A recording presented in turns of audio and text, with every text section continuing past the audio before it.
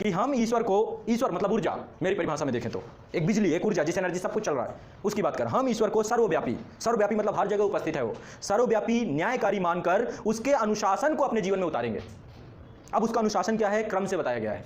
हम ईश्वर को यानी एक ऊर्जा को सर्वव्यापी न्यायकारी, सर्वव्यापी का मतलब है मुझे हर जगह देख सकता है। बचपन में एक आपने कहानी सुनी होगी, सुनी कि नहीं सुनी?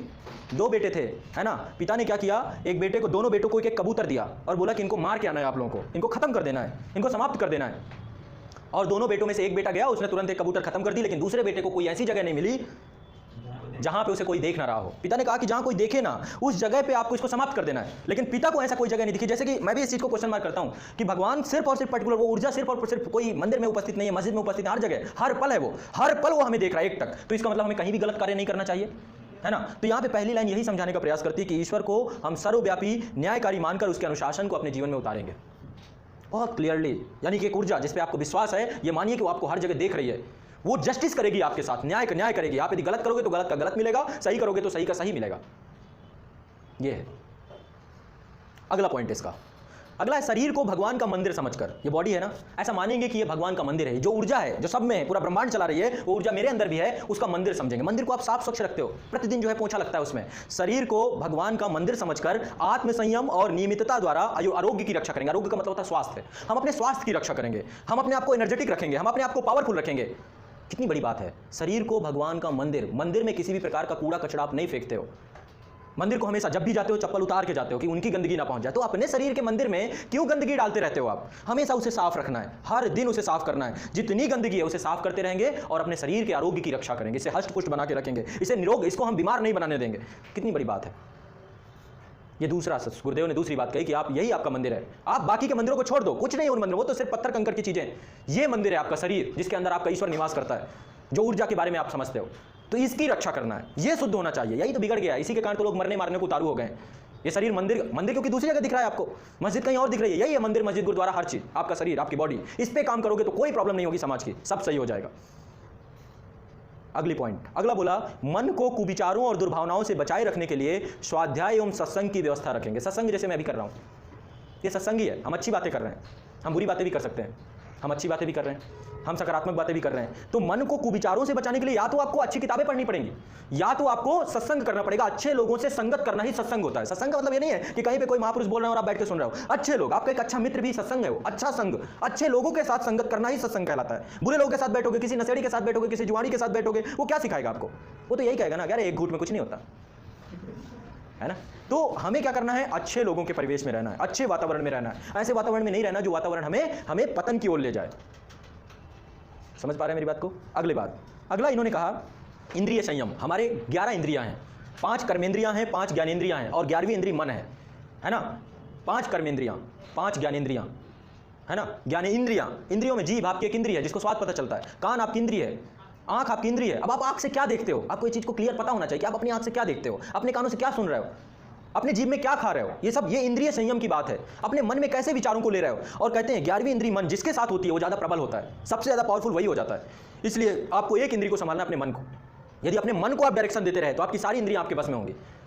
अब मन आपके स्वाद इंद्रिय पे आ जाए, जीभ में आ जाए तो चटोरीपन। अब कहीं भी चाट, टिकिया, मेमोज कुछ भी देखा बस दे दनादन, है ना। तले भुने, चटनी और तीखी होनी चाहिए, है ना। तो आपको अपने इंद्रियों पे काम करना है। ये बहुत इंपॉर्टेंट चीज़ है, ये आपको बहुत कुछ सिखाएगा। कुछ मत करिए, मैं आपको कुछ बेसिक चीज़ें बताता हूँ। देखो जरूरी है ये चीज़ें, कोई नहीं बताता भी नहीं और कोई डिस्कस भी नहीं करता। आप कुछ मत क्या करिए, 1 घंटे आधे घंटे मौन रहा करिए, मत बोला करिए। उस टाइम पे अपना एक टाइम बना लीजिए, उसमें आपको पता होना चाहिए कि आप मौन हो। बहुत समय तक तो हम नहीं बोलते, लेकिन एक टाइम बना लो, उस टाइम पे मुझे 1 घंटे आधे घंटे नहीं बोलना, बोलना ही नहीं है। कोई भी 10 मिनट भी आप मौन रह सकते हो, अलग ही ऊर्जा मिलेगी आपको। आपको कोई योगा और दुनिया भर के चक्रों में नहीं पड़ना है, आपको अपने अंदर ऐसे ही काम करना है। अपने दिमाग को, जैसे कुछ भी हो जाए, जैसे कि मान लो अभी उस दिन जो है, जब बाबरी वाला मामला था, मैं उस दिन 6 घंटे मौन रहा, क्योंकि अंदर इतनी बेचैनी हो रही थी, बिना मौन रहे काम ही नहीं चल सकता था। फिर उसे बहुत ऊर्जा मिली और भगवान ने सब कुछ सही कर दिया। जजमेंट के बाद तो मैं और बेचैन हो गया, जैसे जजमेंट आया उसके बाद और टेंशन हो गई, लेकिन उसके बाद फिर थोड़ी देर तक बैठे सब सही हो गया। सोने को मौन नहीं कहते, सोना एक अलग क्रिया है जिसमें आप अलग जोन में चले जाते हो, आपका अवचेतन मस्तिष्क एक्टिव हो जाता है। लेकिन यहाँ पे मौन का मतलब है आप सक्रिय होते हुए भी अपने जबान से कह रहे हैं, आप एक शब्द नहीं निकालेंगे। बहुत ऊर्जा होती है। मैं 24 घंटे भी हम मौन रहे हैं तो आप मौन रह सकते हो, बहुत बड़ी साधना है मौन रहना, समझ रहे। अकेले में मौन रहा जाता है, 2 लोग के बीच में मौन हुए, 50 रिश्ता खत्म, है ना। वो पता चला आया, ये मौन ही हो जाता है।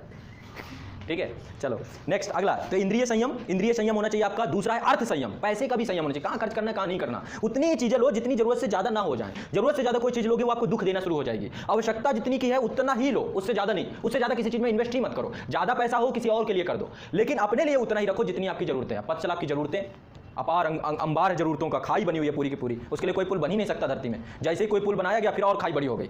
ऐसा नहीं होना चाहिए। अर्थ संयम आपके होना चाहिए। धन आपके पास 100 रुपए आते हैं ना, महीने के 5000 रुपए आते हैं ना, आपको पता नहीं चाहिए आप कहाँ पे खर्च कर रहे हो कहाँ पे नहीं कर रहे हो। आपके पास अर्थ संयम होना चाहिए। इंद्रिय संयम, अर्थ संयम, समय संयम। समय संयम बहुत बड़ी जरूरत है। टाइम मैनेजमेंट आपके पास होना चाहिए। अपने समय को कहाँ लगा रहे हो ये आपको पता होना चाहिए। अपने समय को किस दिशा में भटका रहे हो आप, ये भी आपको पता होना चाहिए। आप समय का सदुपयोग करो दुरुपयोग करो, आपको पता होना चाहिए। समय संयम। इसके बाद अंतिम है विचार संयम। आपके जो मन में विचार आ रहे हैं, विचारों को रोकने का हमारे पास कोई तरीका नहीं कि हम विचारों को रोक दें। विचार तो आएंगे। जो भी चीज़ आप अपने आंखों से देखोगे, जो अपने कान से सुनोगे, उससे जुड़े हुए विचार आपके दिमाग में आने शुरू हो जाएंगे। जो आप पढ़ोगे उससे भी जुड़े हुए विचार आपके दिमाग में आने शुरू हो जाएंगे। लेकिन विचारों को रोकने का एक तरीका है मेरे पास, यदि आप उस तरीके को अपनाएं। ये तरीका हो सकता है बहुत सारे लोग जानते हो। यदि आप अपने विचारों को रोकना चाहते हो, अच्छा ध्यान का मतलब क्या है, मुझे कोई बताएगा कि ध्यान का मतलब क्या है? हाँ, थॉटलेस हो जाना, विचार शून्य हो जाना। आपके दिमाग में विचार खत्म हो जाए, आप ध्यान की मुद्रा में होते हो। यदि आपके दिमाग में विचार ही खत्म हो जाए किसी भी प्रकार का, आप ध्यान में हो, आपको ध्यान लग गया, तो आपको अपने विचारों को समाप्त करना होना। जब कभी लगे कि बहुत उधेड़ बुन मची हुई है, अंदर बहुत परेशान हो, अंदर बिल्कुल एक कोलाहल मचा हुआ है, अंदर आपके बिल्कुल बेचैनी सी मची हुई है, आपको कुछ नहीं करना, अपने विचारों को देखना शुरू कर देना है। ऑब्जर्व करना, देखना चालू कर देना, क्या उठ रहा है इस पल मेरे दिमाग में, क्या विचार आया, हर पल कौन सा विचार आ रहा है। थोड़े ही सेकंडों में आपका दिमाग शून्य हो जाएगा, जीरो प्रॉपर्ली। सिर्फ एक तरीका। या फिर दूसरा तरीका और बताता हूं। आप अपनी सांस जो चलती है ना, आपकी सांस आपकी चलती है ना, आपको आभास होता है कि आपकी सांस चल रही है, आप अपने सांस पे गौर करो, खत्म बात।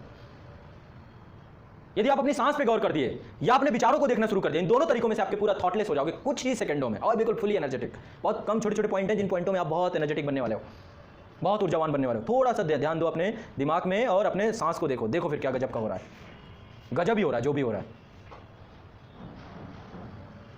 समझ रहे हो। ये कभी करना, बहुत छोटी छोटी चीज़ें हैं, ये सब मैं करके थोड़ा बड़ा हो चुका हूँ, है ना। और भी चीज़ें हम डिस्कस करेंगे कभी। आप लोग कभी मेरे, अभी वो वाले सेशंस में लेता नहीं हूँ, आध्यात्मिक सेशन भी कभी लेंगे। अभी तो मैं शिक्षक हूँ, मैंने बताया ना 30 साल बाद इसीलिए छोड़ना है ये फील्ड को। क्यों? क्योंकि अगली फील्ड भी होगी, बहुत चीज़ें मेरे पास करने के लिए। एक ये भी कैरियर है। चलो अगला है विचार। ये 4 संयम आपके पास होने चाहिए। ये चारों संयम, इंद्रिय संयम, अर्थ संयम, समय संयम और विचार संयम। समझ गए? ये चारों संयम आपके पास होना चाहिए। अगला क्लॉज इसका क्या कहता है? अपने आप को समाज का एक अभिन्न अंग मानेंगे। कितनी बड़ी बात लिखा है। हम सोसाइटी से अलग नहीं है, सोसाइटी की हर चीज़ हमें इंपैक्ट करेगी। हम अपने आप को समाज का एक अभिन्न अंग मानेंगे और सबके हित में अपना हित समझेंगे। सबका विकास, है ना। ये वाली जो आपका डेवलपमेंट है, इसको किसी राजनीतिक पार्टी से मत जोड़ दीजिएगा। ये मैं प्रतिदिन का मेरा अपना खुद का है कि मैं जब भी डिस्टर्ब होता हूँ ये जरूर पढ़ता हूँ। समाज के आप अभिन्न अंग हो, समाज में सबका विकास ही आपका विकास है। सबकी जरूरतों को पूरा करने के बाद आपकी जरूरतें पूरा हों। यदि ये सोच रखोगे, यदि आप स्वार्थी बन जाओगे ना, समाज में आपको कुछ नहीं मिलेगा, आप लास्ट में खाली हाथ घूम रहे होगे। ना आपके पास लोग होंगे, ना आपके पास कुछ होगा। आप जितनी मदद करते चले जाओगे उतने कंधे जुड़ते चले जाएंगे आपके लिए। कितने लोग आ जाएंगे, आपकी छोटी सी परेशानी में भीड़ खड़ी हो जाएगी कि कैसे इसको कुछ हो गया। इसलिए जितना समाज को दे सकते हो दो। लेने की मनसा मत करो, देने की मनसा करो। जितना दे सकते हो उतना दो, दिमाग में लेना खत्म ही कर दो। जिसको जो दे सकते हो वो दो। और देने में बहुत सारी चीजें होती हैं, हम अपना ज्ञान। Jeans you can wear to office and after office. Find the jeans you are looking for at prices. ज्ञान दे सकते हैं, हम अपना समय दे सकते हैं, हम धन से मदद कर सकते हैं। 50 तरीके होते हैं मदद करने के। मदद करने का सिर्फ एक तरीका धन नहीं होता है, समझ रहे हैं। मैं आपको यदि अपना बहुमूल्य समय दूं तो भी तो एक बहुत बड़ा दान हुआ, समय दान बोलते हैं। हम श्रम दान कर सकते हैं, समझ रहे हैं। धन दान तो सबसे छोटा और सबसे निकृष्ट दान होता है, लेकिन ज्ञान दान सबसे बड़ा दान होता है, समझ रहे हैं। किसी को हौसला दे दो, किसी को कुछ भी, जो भी आपके पास हो आप दे दो। किसी की विपत्ति में आके खड़े हो जाओ, किसी को कह दो कि परेशान मत हो, मैं हूं। यदि इतना ही बोल दिया, मैं हूं ना, यदि ये शब्द ही आपके दिमाग में आपने सामने वाले को बोल दिया और उसकी हिम्मत बन के खड़े हो गए। और ये ऐसा नहीं होना चाहिए, जब उसे जरूरत हो तो आप हो, ये भी जरूरी है। सिर्फ कहने भर से नहीं होता कि मैं हूं ना, है ना। जरूरत पड़ने पे आप होने भी चाहिए, ये भी जरूरी है। नहीं तो आप बोलते रहे मैं हूं ना, और जब जरूरत पड़ी तब आप बन गए मिस्टर इंडिया, घड़ी पहन लिए, गायब, ना फोन उठा रहे ना कुछ कर रहे हैं। ये भी एक बहुत बड़ी प्रॉब्लम है। अगला पॉइंट, समाज को अपने आप को समाज का अभिन्न अंग मानेंगे और सबके हित में अपना हित समझेंगे। अगला पॉइंट है आपको मर्यादाओं को पालेंगे। मर्यादाएं होनी चाहिए आपके जीवन में कुछ, उन मर्यादाओं से आप किसी भी तरीके से विमुख नहीं होने चाहिए। मर्यादाओं को पालेंगे, वर्जनाओं से बचेंगे और नागरिक कर्तव्यों का पालन करेंगे, समाजनिष्ठ बने रहेंगे। राष्ट्र की बात है, हम कुछ मर्यादाओं, राष्ट्र की कुछ मर्यादाओं को लेकर चलेंगे, समाज की मर्यादाओं को लेकर चलेंगे। परिवार क्या मर्यादाएं? मैं यदि छोटा हूं अपने घर में तो छोटा हूं, मैं बड़ा बनने की कोशिश नहीं करूंगा, ये मेरी मर्यादा है।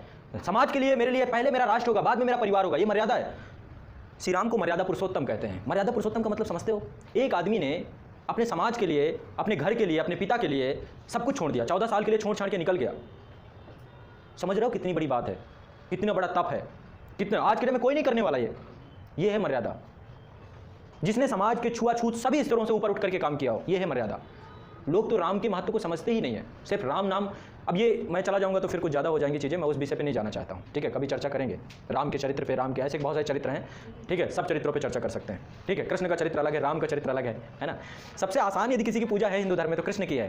कृष्ण की कैसी भी पूजा कर दो, लेकिन राम की पूजा और भगवान शिव की पूजा, ये सब बहुत कठिन पूजा हैं। ठीक है, चलो हटाते हैं, इस पर नहीं चलते, आगे बढ़ते हैं। अगले उसमें पहुँचते हैं। समझदारी, ईमानदारी, जिम्मेदारी और बहादुरी को जीवन का एक अविच्छिन्न अंग मानेंगे। समझदारी, आपके जीवन में समझदारी होनी चाहिए ताकि आप संबंधों को समझें।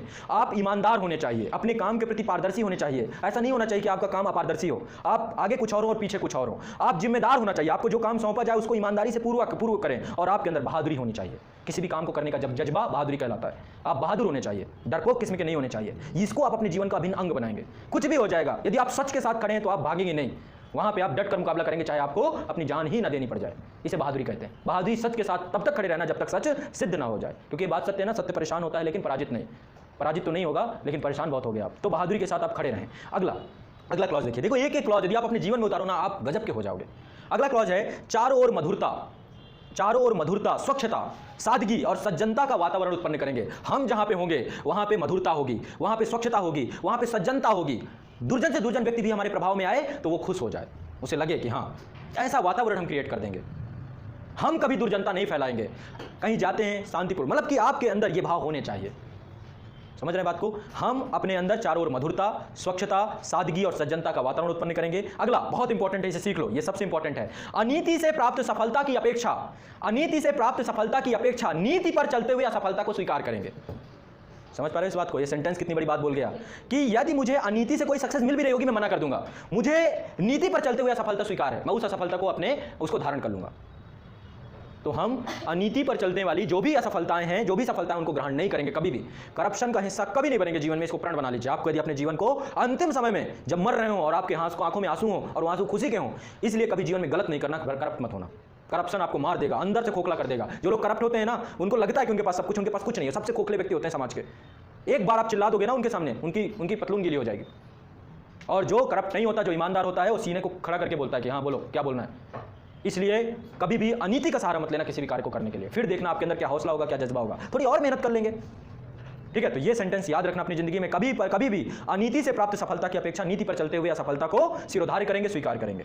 अगला पॉइंट, ये आपके जीवन के दर्शन है, फिलॉसफी है, ये होनी चाहिए। अगली फिलॉसफी है, अगला दर्शन है, मनुष्य के मूल्यांकन की कसौटी उसकी सफलता, उसकी योग्यता, उसकी विभूतियों से नहीं। सफलता तो ऐसे भी मिल सकती है किसी को, कोई बहुत सफल व्यक्ति बहुत अच्छा व्यक्ति नहीं हो सकता है। यदि किसी व्यक्ति को अच्छा आंकना है तो कैसे आंकेंगे, इसकी बात मैं यहाँ पे कर रहा हूं। मनुष्य के मूल्यांकन की कसौटी उसकी सफलता, उसकी योग्यता, उसकी विभूतियों से नहीं, उसके सद्विचारों और सत्कर्मों से मानेंगे।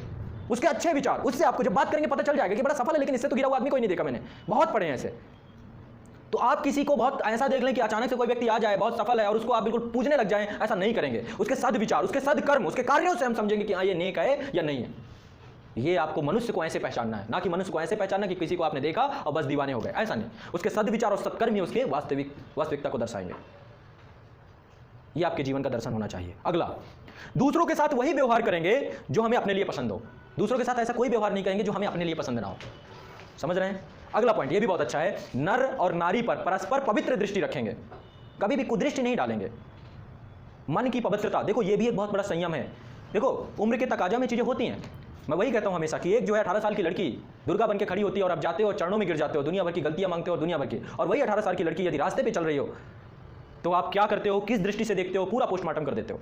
तो आपको इस पे भी संयम रखना है, और जब ये बहुत एनर्जी देगा आपको यदि आप कुदृष्टि नहीं डालेंगे तो इस पे भी आप काम करेंगे। अगला पॉइंट है, संसार में सत प्रवृत्तियों के पुण्य प्रसार के लिए अपने समय, अपने ज्ञान को मैं कहां पे लगाऊंगा, अपने समय को कहां पे लगाऊंगा। संसार में सत प्रवृत्तियों के पुण्य प्रसार के लिए अपने समय, अपने प्रभाव, अपने ज्ञान, अपने पुरुषार्थ, अपने धन का एक अंश नियमित रूप से लगाते रहेंगे। अपना पैसा समाज के कुछ अच्छे कार्यों में, अपना समय समाज के कुछ अच्छे कार्यों के लिए, अपने लिए ही नहीं सब कुछ, अपना ज्ञान कुछ समाज के अच्छे कार्यों के लिए, अपना प्रभाव कुछ अच्छे कार्यों के लिए, है ना। अपना पुरुषार्थ, 4 पुरुषार्थ हैं, चारों पुरुषार्थों को हम अपने जो है समाज के अच्छे कार्यों के लिए लगाते रहेंगे। शरीर दान कर दो, दे के चले जाओ इस दुनिया में, आप किसी और में जियो, मरने से पहले अंग दान करके जाओ। मर के वैसे भी खाक हो जाना है, इससे अच्छा है कि आपके शरीर का कोई हिस्सा किसी को जिंदगी दे रहा होगा, धड़क रहा होगा किसी के और उसमें, है ना। तो जीवन में आपको सब कुछ दे देना है समाज को, सब कुछ दे देना, कुछ नहीं अपने ऊपर रखना। अगला पॉइंट, परंपराओं, ये बहुत इंपॉर्टेंट है। परंपराओं की तुलना में विवेक को महत्व देंगे, तर्क को महत्व देंगे। परंपराओं की तुलना में विवेक को महत्व देंगे। समझ रहे हो बात को? परंपराओं को नहीं देंगे, रूढ़ियों को नहीं देंगे, जो रूढ़ियां चली आ रही हैं। हम विवेक, हर चीज पे क्वेश्चन मार्क लगाएंगे कि ये क्यों, इसका क्या रीजन है। ऐसे नहीं कर रहा मैं कोई काम, हर चीज पे मुझे जब तक उसका आंसर नहीं मिलेगा वो काम नहीं करूंगा मैं। उसका या तो आंसर दे कराने वाला, ऐसे नहीं करेंगे हर चीज को कि कोई कराने नहीं करना चाहिए, ये सब नहीं होगा। आम करण, मुझे अस्थमा है और मैं इनहेलर यूज करता हूँ। इससे मेरी लाइफ तो बिल्कुल सही चल रही है, पर शायद कोच सर को इससे प्रॉब्लम है। करण, तो परंपराओं की तुलना में विवेक को महत्व देना है, अपने तर्क को महत्व देना, अपने ज्ञान को महत्व देना, अपनी बुद्धि को महत्व देना। समझ रहे हो मेरी बात को? अगला पॉइंट, सज्जनों को संगठित करेंगे, अच्छे लोगों को संगठित करेंगे, अनीति से लोहा लेने के लिए और नवसृजन की गतिविधियों में पूरी रुचि लेंगे। अच्छे लोगों को संगठित करके अनीति, बुरी कार्यों से लोहा लेंगे, उनके खिलाफ खड़े हो जाएंगे, उनको खत्म करने का प्रयास करेंगे, है ना। तो इन गतिविधियों पे, नवसृजन, जहां पे इनोवेशन हो वहां पर हम खड़े रहेंगे। अगला पॉइंट, राष्ट्रीय एकता और समता के प्रति निष्ठावान रहेंगे। देश के ऊपर, देश की किसी भी गतिविधि पे, किसी भी प्रकार का राष्ट्रीय एकता पे हम खुद खतरा बन के नहीं खड़े होंगे। राष्ट्रीय एकता और समता पर निष्ठावान रहेंगे। जाति, लिंग, भाषा, प्रांत, संप्रदाय आदि के कारण परस्पर कोई भेदभाव नहीं करेंगे। सबसे इंपॉर्टेंट है देश के लिए, ये सबसे ज्यादा विभेद इसी कारण हो रहे हैं। इसको अपने जीवन का अमूल अंग बना लो।